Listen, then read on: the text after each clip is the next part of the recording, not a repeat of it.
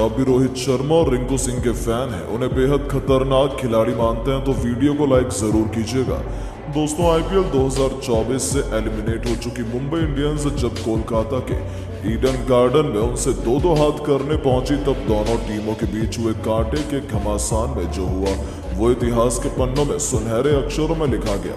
जी हां, आईपीएल 2024 के सबसे रोमांचक 60वें मुकाबले की शुरुआत से पहले ही मूसलाधार बारिश शुरू हुई। ऐसा लगा कि कहीं मैच रद्द ना हो जाए, लेकिन फिर करोड़ों फैंस की दुआओं का असर हुआ। बारिश रुकी और फिर टॉस के लिए सिक्का उछाला भी गया, जिसमें किस्मत तो मुंबई इंडियंस के कप्तान हार्दिक पांड्या की चमकी और उन्होंने कोलकाता की टीम को पहले बल्लेबाजी करने का न्योता दिया। हालांकि ये मुकाबला बारिश के चलते देरी से हुआ, केवल 16 ओवर का रह गया, यानी कि कुछ नया आज के मैच में सबको देखने को मिलने वाला था। कोलकाता की तरफ से एक बार फिर अपनी टीम को विस्फोटक शुरुआत दिलाने के इरादे से फिलिप सॉल्ट के साथ सुनील नारायण की खतरनाक जोड़ी मैदान में उतरी थी। सॉल्ट ने आते ही पारी की पहली गेंद पर नुवन तुषारा को छक्का जड़कर अपना और अपनी टीम का खाता खोला। ऐसा लगा कि ये खिलाड़ी तो मुंबई को छोड़ेगा नहीं, लेकिन पांचवी ही गेंद पर ईंट का जवाब पत्थर से देते हुए तुषारा ने फिलिप सॉल्ट को आउट कर अपनी बेइज्जती का बदला भी ले लिया। जहां फिलिप सॉल्ट केवल 6 रन बनाकर पवेलियन लौट गए, तो ये तो शुरुआत थी, असली तबाही तो अभी आने वाली थी। दूसरा ओवर लेकर आए जसप्रीत बुमराह ने अपनी पहली गेंद पर कोलकाता के दूसरे ओपनर सुनील नारायण को क्लीन बोल्ड कर ईडन गार्डन के मैदान पर मातम ला दिया था, जहां नारायण को तो उन्होंने खाता भी खोलने का मौका नहीं दिया और दोनों ओपनर के वापस जाने से कोलकाता के सारे अरमान पानी में धुल गए थे। हालांकि अब बल्लेबाजी करने उतरे कप्तान श्रेयस अय्यर ने चौके से अपना खाता खोला। दूसरी तरफ वेंकटेश अय्यर ने भी खतरनाक छक्का जड़कर अपने इरादे मुंबई को दिखा दिए थे। इन दोनों खिलाड़ियों को देखकर ऐसा लगा कि वो तो सिर पर कफन बांध कर आए हैं। चौथे ओवर में वेंकटेश ने 2 खतरनाक चौके और एक तूफानी छक्के की बदौलत 15 रन बटोरे, वो भी बुमराह के खिलाफ, और अपनी टीम को 4 ओवर में 40 रनों तक पहुंचा दिया।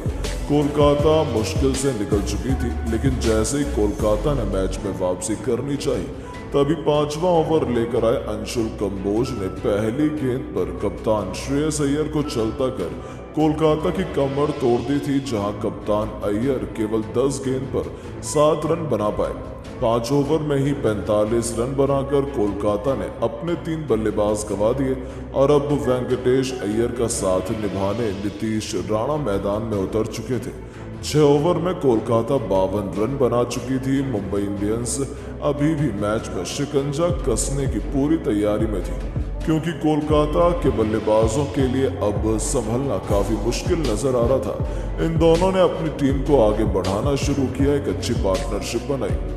स्टेडियम की छोटी बाउंड्रीज का वो दोनों बखूबी फायदा उठा रहे थे।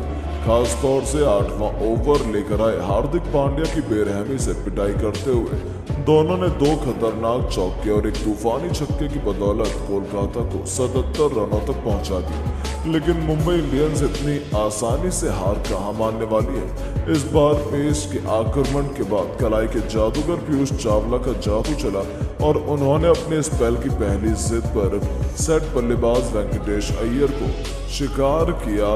कोलकाता की धज्जियां उड़ाकर रख दी थी, जहां वेंकटेश 21 गेंद पर 6 चौके और 2 छक्कों की बदौलत 42 रन बनाकर पवेलियन लौट गए। ऐसा लगा कि कोलकाता कहीं 100 रन बनाने से पहले ही न निपट जाए, लेकिन आंद्रे रसेल के इरादे तो कुछ और ही थे। आते ही तूफानी छक्के से खाता खोलने वाले इस खिलाड़ी ने तो सीधा छक्कों से डील करना शुरू कर दिया। 10 ओवर में ही अपनी टीम को 97 रनों तक पहुंचा दिया। 11वें ओवर में रसेल ने एक और चौका लगाकर कोलकाता को 100 रनों के पार पहुंचाया। वो तेजी से अपनी टीम को आगे बढ़ा रहे थे, लेकिन जसप्रीत बुमराह कहां रुकने वाले थे।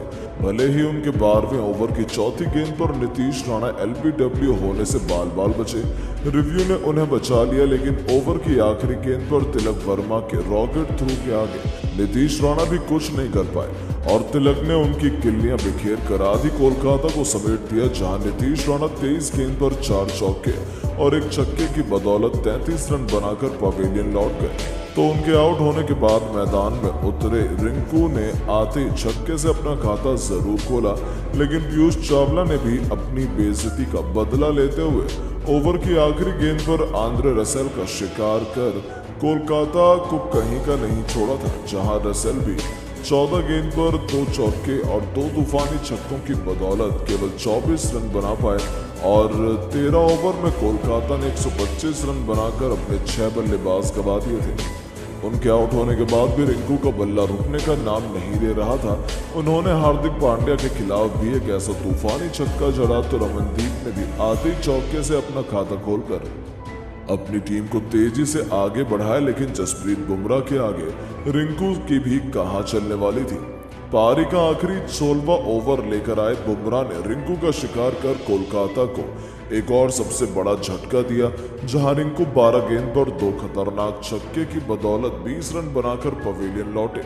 लेकिन ओवर की आखिरी गेंद पर रमनदीप ने तूफानी छक्का लगाकर अपनी टीम को 16 ओवर में 157 रन तक पहुंचा दिया था, जहां 7 बल्लेबाज कोलकाता ने गंवाए थे। दूसरी तरफ मुंबई के लिए जसप्रीत बुमराह और पीयूष चावला ने सबसे अधिक 2-2 सफलताएं हासिल की।